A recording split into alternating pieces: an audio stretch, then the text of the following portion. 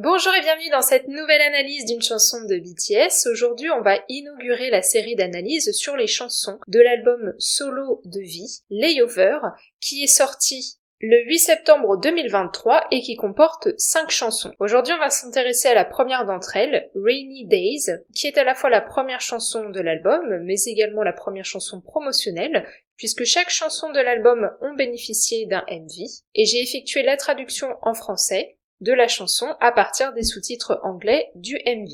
La chanson commence avec les paroles suivantes. Les jours de pluie, je pense à toi. Que dire? J'aimerais savoir comment trouver le chemin pour revenir vers toi. Les jours de pluie. Ces premières paroles nous parlent du manque de l'autre. Nous avons ici l'association entre un type de météo, les jours de pluie, et les souvenirs en lien avec l'autre. Également, il y a la présence du manque qui est éprouvé, et il est marqué dans ce passage par la métaphore du chemin pour revenir vers l'autre. On a ici une association entre l'idée de trouver le chemin et l'emploi du verbe revenir, ce qui sous-entend le fait d'être perdu. Et c'est ce sentiment d'être perdu qui justement provoque chez l'individu qui s'exprime le manque de l'autre. En regardant mon portable, je suis totalement réveillée. J'espère ton appel ces derniers temps. J'ai été le seul peut-être. Qu'est-ce qu'il y a derrière nous maintenant? J'y pense chaque jour. Le temps passé avec toi était incroyable. Je n'ai pas changé. C'est toujours le même moi. Je sais que c'est trop tard, mais d'une manière ou d'une autre, pouvons-nous retourner à cette époque? Ce deuxième passage mentionne un objet qui sert de lien entre l'individu qui s'exprime et l'autre, le téléphone, le seul moyen d'être en contact. Toutefois,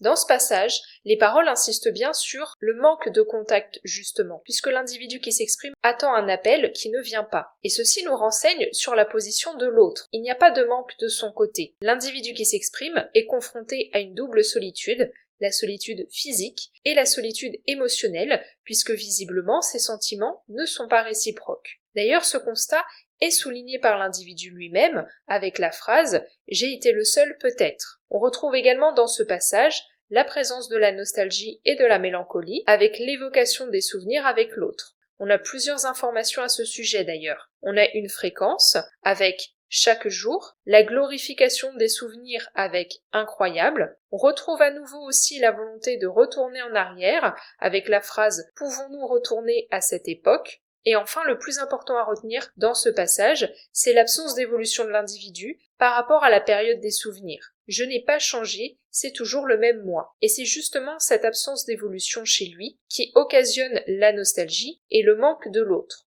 La chanson se termine avec un troisième et dernier passage. Souviens-toi, j'étais celui qui te faisait le plus rire. Je n'ai pas le droit de le dire, mais laisse-moi rattraper tout ce temps que nous avons perdu. Nous pouvons recommencer à nouveau. Ouvrir toutes les portes. Ne me dis pas que c'est fini. Nous pouvons recommencer.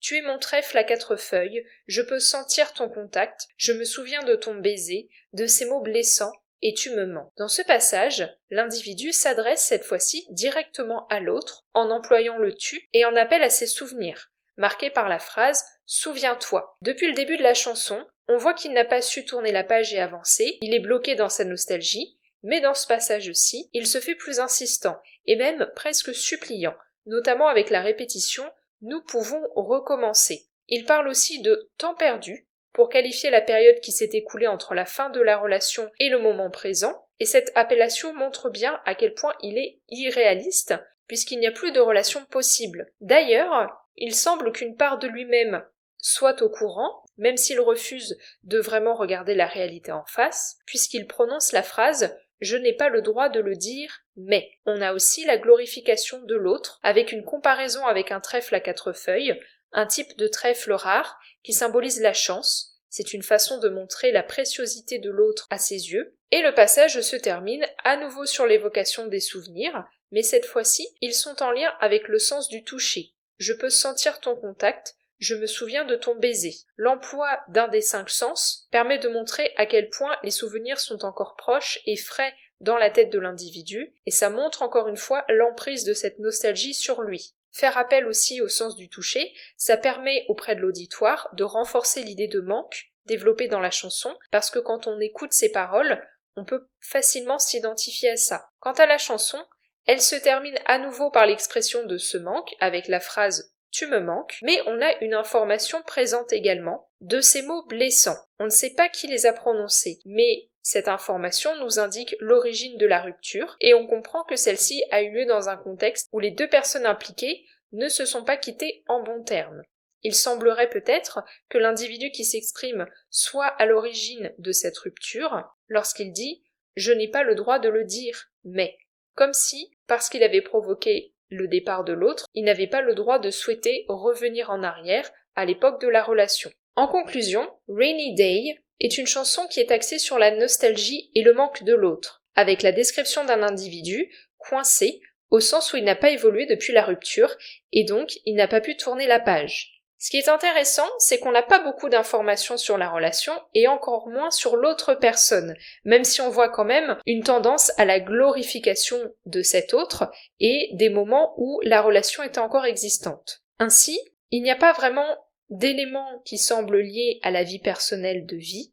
Au contraire, cette chanson, de par son caractère très lisse, voire impersonnel, peut résonner, je pense, en chacun, et donc l'auditoire peut s'approprier cette chanson. L'idée de boucle temporelle qui est présente avec le fait de ressasser les souvenirs de l'autre et de vouloir retourner dans le temps sont des messages qui peuvent parler au plus grand nombre. Et c'est ce que je trouve intéressant à travers cette chanson, justement. J'espère que cette analyse vous aura plu. N'hésitez pas à me dire ce que vous en avez pensé en commentaire. Est-ce que vous connaissiez cette chanson? Si oui, est-ce que vous l'aimez? Qu'est-ce que vous pensez du message? Est-ce que ça résonne chez vous? N'hésitez pas à mettre un pouce bleu si vous avez aimé le podcast et à vous abonner si ce n'est pas encore le cas. Vous pouvez également le partager autour de vous s'il y a des personnes qui s'intéressent à BTS et à la K-pop. On se retrouve lundi prochain à 18h pour une nouvelle analyse.